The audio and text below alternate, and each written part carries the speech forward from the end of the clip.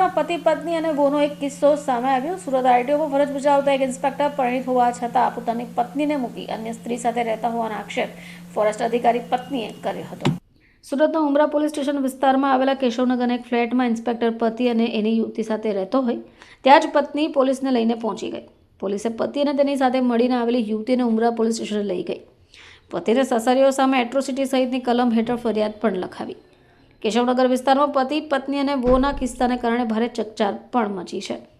Police જ્યારે પતિને લઈને બહાર આવે ત્યારે પતિ પોતાની કારમાં બેસવાનો પ્રયાસ કરતો હોય પરંતુ પત્ની તેની ચાવી લઈ જઈ પોલીસને અરજ કરે છે કે વેનમાં જ બેસાડે।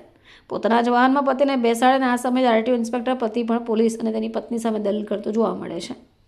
પોલીસની હાજરીમાં પતિ પત્ની વચ્ચે સર્જાયેલા ઝઘડાને કારણે આસપાસના લોકોમાં પણ આશ્ચર્ય ફેલાઈ ગયું હતું।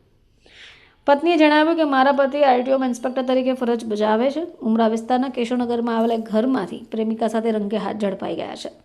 પતિ દ્વારા મને 4 વર્ષના દીકરા સાથે ઘરમાંથી બહાર કાઢી મૂકી અને હું ન્યાય માટે ઉમરા પોલીસ સ્ટેશને ફરિયાદ માટે પહોંચી છું। ઘણીવાર સમજાવ્યા પછી પણ પતિ પોતાની હરકત નથી છોડતા। Bureau report, channel live witness, Surat.